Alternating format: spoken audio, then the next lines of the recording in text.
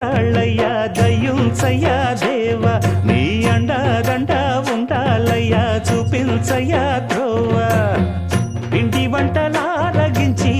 తొండమెత్తి దీవిల్చయ్యా తండ్రి వలె ఆదరించి తోడు నీడ అందిల్చయ్యా ఓ